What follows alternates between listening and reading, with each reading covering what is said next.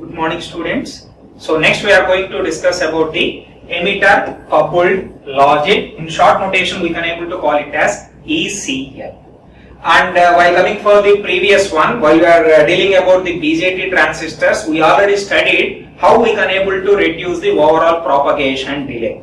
So by means of considering Schottky diodes. Okay, so we can able to make sure that those transistors should not enter into the saturation state.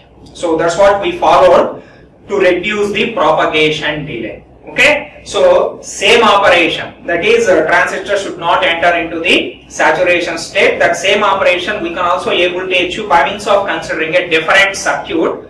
That circuit itself we can able to consider it as emitter coupled logic. Okay, ECL. And ECL we can also call it as current mode logic, okay, CML. And while coming for the logic levels, okay, of this particular ECL, emitter coupled logic, where the output voltage swing between low to high is very low. Okay, so in practical its value is less than 1 volt. So while in the case of CMOS from 1.5 to 3.5, low to high, so 2 volts is there. While coming for the TTL, 0.8 to 2, 1.2 is there. So in those two cases, its voltage swing is greater than 1 volt. But while coming for ECL, its voltage swing between low to high is less than 1 volt. So that is one important point you are supposed to remember. And later that ECL was first introduced by General Electric in the year 1961. So later it was refined by Motorola. Okay, so that is what regarding introduction of that particular ECL, and the main advantage of ECL is its high speed.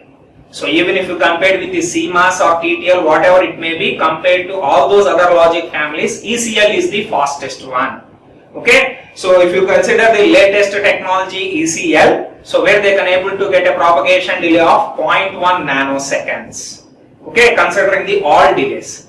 Okay, additional package delays, internal circuit delays, combining all those, so it can able to achieve a high speed of 0.1 nanosecond.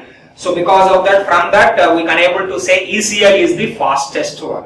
So even though ECL was that much fastest, so ECL was not that much popular as CMOS and TTL. That is because of the main drawback is where it is going to consume large power.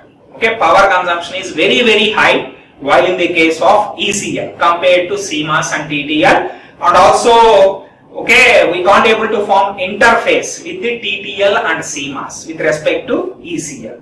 So ECLs we can't able to interface with the TTL as well as with CMOS. Because of these two drawbacks, so ECL is not that much popular as CMOS and TTLs, but having an advantage of ECL is the fastest one compared to any other logic families that are present in CMOS as well as in TTL. So because of that reason, wherever supercomputers we are supposed to design, so in all those applications we have to go for ECLs, even though power consumption is high.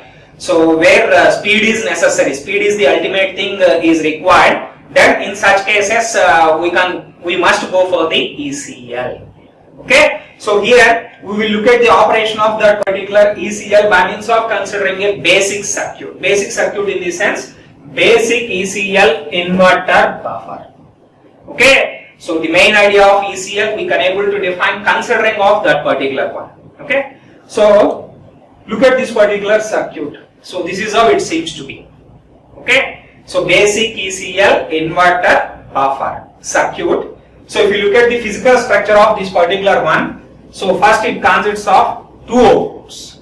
So one output is inverting output. In this particular one, out 1 will act as an inverting output and out 2 will act as non-inverting output. So by means of that circuit so consists of two outputs. One is inverting output, out 1 will act as inverting output and out 2 will act as non-inverting output. And in addition to that, here we are supposed to consider two transistors. By means of those two transistors, we are going to form a differential amplifier configuration considering common emitter resistor R3. Okay, and in addition to that, we are supposed to apply constant power supply voltages. In this particular case, three power supply voltages we are supposed to apply. One is VCC as 5 volts So another constant voltage supply must be applied as at the base of the Q2, which is VBB equals to 4 volts, and third constant power supply, which is VEE, which equals 0 volts.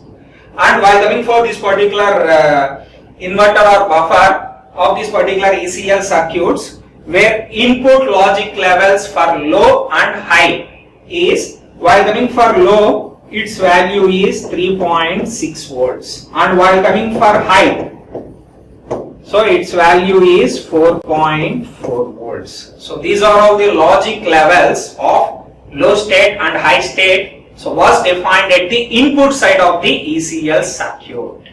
Okay. So these two are the typical values we are supposed to remember. While coming for at the input side, low level value is 3.6 and high level value is 4.4. And while coming to the output side, these logic levels are going to increase by 0.6. By means of that, while coming for output, so low value it becomes 3.6 plus 0.6, which is 4.2 volts, and while coming for high, where this 4.4 plus 0.6, which is 5 volts. So unlike the previous one, here input and output logic levels for low and high levels are going to differentiate by 0.6. Okay, so these are all the input logic levels for low and high. By means of adding 0.6, you can able to get the output logic levels for low and high, where output is 4.2 and 5 volts. So all these things you are supposed to be considered before we are going to looking at the operation of that particular circuit. Okay, so now if you look at the operation of this particular circuit, initially we applied a high input value as input for this particular Q1. So Q1 connected to input. If I apply that particular value as 4.4, that means high value. At the input side, 4.4 is going to represent high value. So if you apply that particular one, then obviously this transistor is in on state. So by means of applying the KVL across this particular one, you can able to get a VE value of 3.8. That is nothing but, so KVL if you applied, so this is 4.4. And in addition to that, here VBE we are supposed to consider. And this is VE.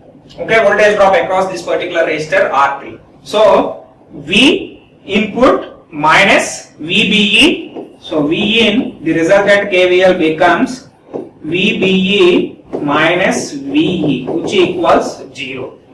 Then here V in is 4.4 minus VBE. So VBE for a common emitter transistor, which is fixed to 0.6. So 0.6 minus, then obviously we are supposed to, okay, VE, which equals 0. From that we got VE value as 3.8 volts.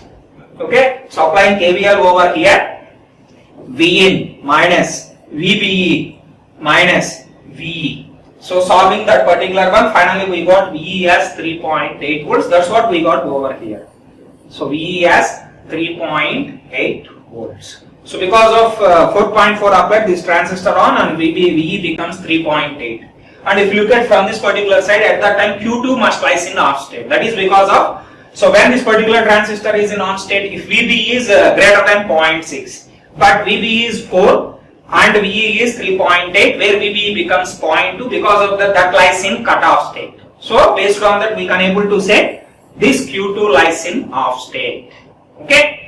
So then after that outputs we are supposed to find out. So this one lies in off state. Because of that reason there is no voltage drop across that particular R2. Because of that, so at the output side you may get a equivalent value, which is VCC itself. Because of that output we got a value of 5 volts. And while coming for this, because of this transistor is in on state, so there is certain voltage drop across that particular R1. So here we consider that voltage drop as 0.8. So because of that, so the remaining 4.2 volts you can able to get the voltage drop across that particular R1. So 0.8 is the voltage drop across R1. By means of that, finally we got Vout equals to 4.2. And as I mentioned previously, at the output side, the voltage levels in low we can able to consider it as 4.2, and for 5 volts we can able to consider it as high. Okay. So because of that, so out 1, so we got a value of low, and out 2 we got a value of high. So by means of applying input as high, input high, then out 1 got low value. So because of that, out 1 will act as an inverter. While coming for output, So input is high, output also become high. Because of that, out2 will act as a buffer. In that regard only, so mentioned the name for this particular circuit as so ECL, basic ECL inverter / buffer. So out1 is going to perform the inverting operation, out2 is going to perform the buffering operation. So this is what the basic operation of the circuit by means of considering input as high. So next, if you consider if we applied input as low. So now what happens? Okay, consider this particular circuit. Now I considered input as low. As I defined previously, for inputs, low is 3.6, high is 4.4. So if you consider 3.6 volt over here, then obviously here 4 volts we applied. Because of that reason, this particular transistor enters into the on state because base voltage is greater for that compared to this particular one. So applying of same KVL over here, same as previous one. So you can able to get 3.4 over there. Same as previous one, KVL applying over here. So VBE minus VE and minus VBE. So considering that particular one, we can able to get a value of 3.4. Okay. Then after that, so because of 3.4 here we got. So this one, where VBE value is 0.6, because of that reason this is in on state. And while coming for this, because of here we got 3.4, here 3.6, where VBE value is only 0.2. For that reason, this lies in off state.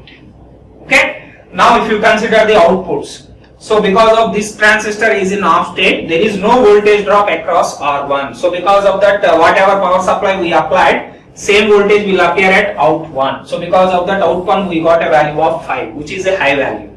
And next to that, because of this transistor is in on state, current is going to flow. Because of that, there is certain voltage drop across that particular resistor R2. So in this particular case, its value is drop is 0.8. Because of that, it remains 4.2 volts at the output side. That itself is going to indicate low. So that is the output at out2. So by means of applying input as low, output you got a value of high. Because of that, it performs out1. We can able to consider as the inverting output. And if you look at the out2, by means of applying input as low, output also we got a value of low. For that reason, we can able to say out2 will act as a buffer. Okay. So this is what the operation of this particular inverter / buffer of ECL circuit. Okay. And if you look at this particular one, these two outputs, at any time these two outputs we can able to call them as the differential output, because so at any time if you consider, so there we are going to get complement outputs. Those two are complement to each other. So in that aspect we can able to call it as differential outputs. Okay. So here we explain that particular circuit operation. By means of that, we can able to say this circuit will act as inverter, out1 will act as inverter, and out2 will act as buffer. And next, what we are supposed to verify is, suppose same as input, if I want to represent output also with a single value. So like for this particular circuit, what is the output means? We have to define whether output lies in low state or in high state. But here we got two outputs, out1 and out2. So in that regard, to define the output logic level, how we can able to find out means simply by means of subtracting out2 from out1. So by means of considering the difference between those two, so we can able to realize the single logic level for the output signal. So that is, so if you find out out1 minus out2, so where this particular value is greater than 0, that means positive value if you got, then logic level we can able to represent it as high, which is 1. Okay. If the difference between out1 and out2 is going to give a positive value greater than 0, then obviously we can able to say output is in high state, represented with logic 1. So if this particular difference out1 minus out2 is going to give a negative value less than 0, then we can able to say output is in low state. So that is how we can able to represent that particular one. And because of this nature, so it is having an advantage of high noise immunity. That is because of, okay, if noise was added, so these two outputs is going to get affected by that particular noise, so in a proportionality way. Okay, so if noise was added for these two outputs, that effect is same. In a same manner they are going to get affected, either increase or decrease. So anyway, difference is not going to vary.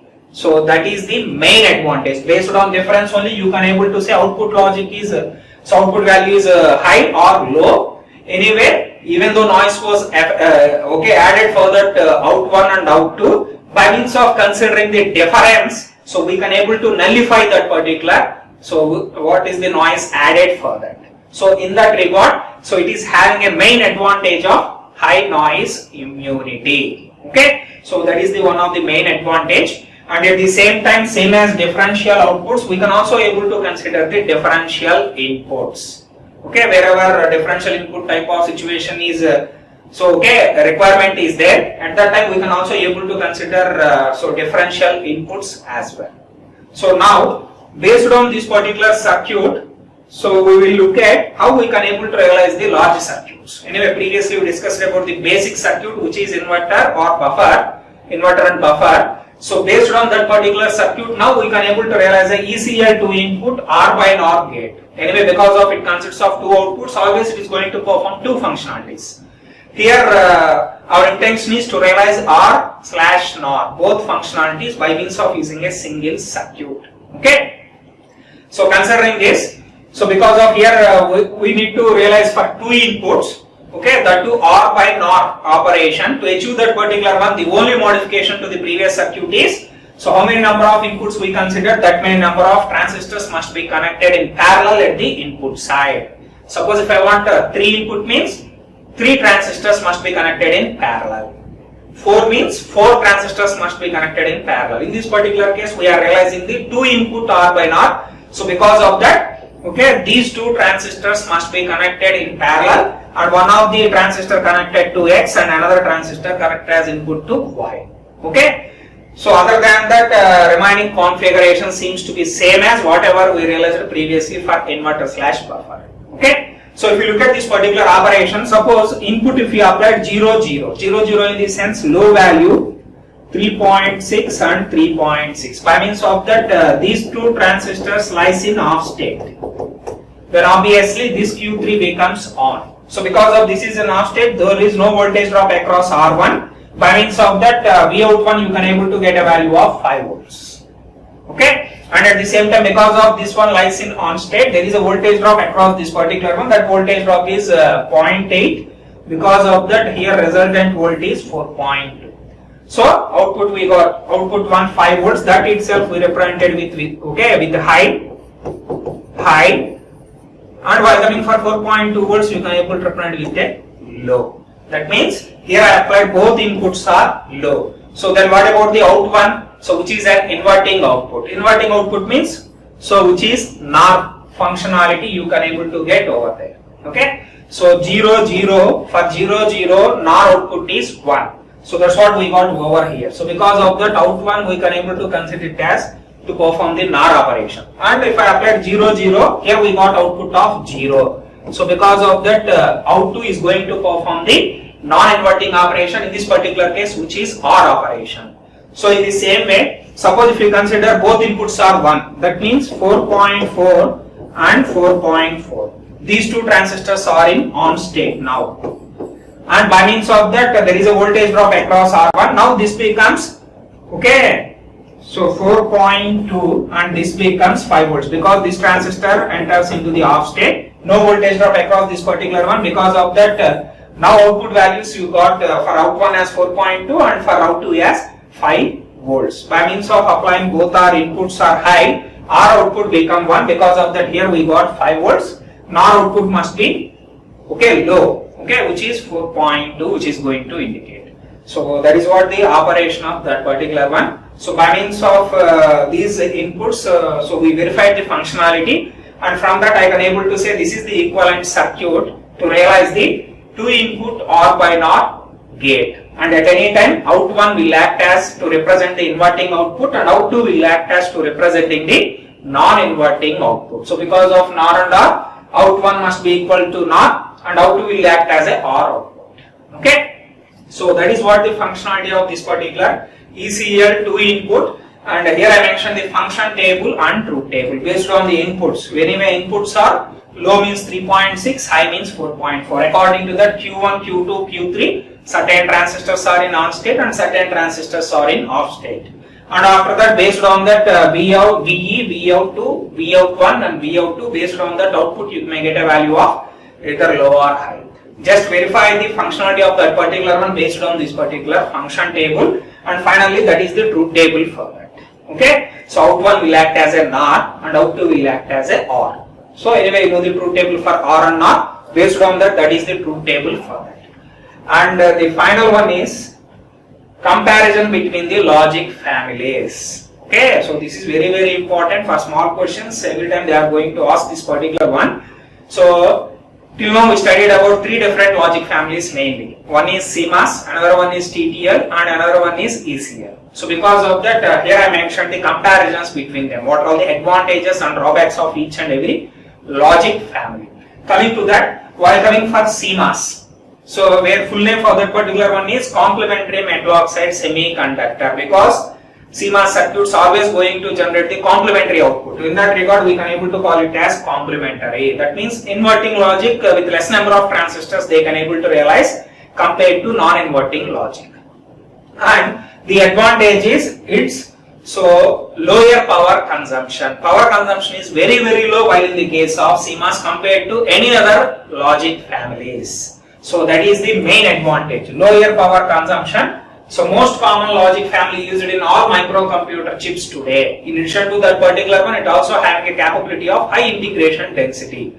Because of those 2 reasons, so nowadays majority of ICs were developed using of CMOS technology only, more than 90%. Then after that, the main drawback of this particular one is easily damaged by static discharge and voltage spikes. Okay, so electrostatic discharge. So such type of okay, and also voltage spikes whenever occurred at the input side, that is going to show much more effect, and even that particular transistors may get damaged. So that is what the main drawback of this particular CMOS. And next to that, while coming for the TTL, so abbreviation is transistor logic. Coming to that, so this is the earliest one. So BJT is the first, transistors was developed, that is the first generation, earliest developed, most rugged, last susceptible to electrical damage. So that disadvantage, whatever we discussed in CMOS, so that comes under advantage for TTL, because of it can able to withstand for those fluctuations compared to CMOS. Okay.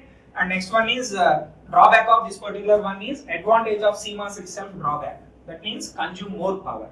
So that is the main drawback of TTL. So compared to CMOS, so because of that, that is not suitable for battery operated devices.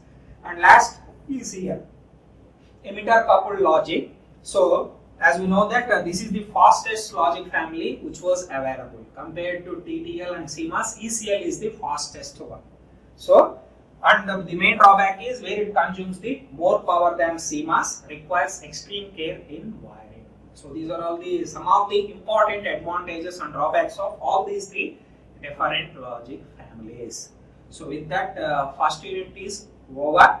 So we covered all the topics. Okay. So after completion of this particular one, so I will put an assignment to all of you. So in that regard, once go through the first unit, whatever you learned.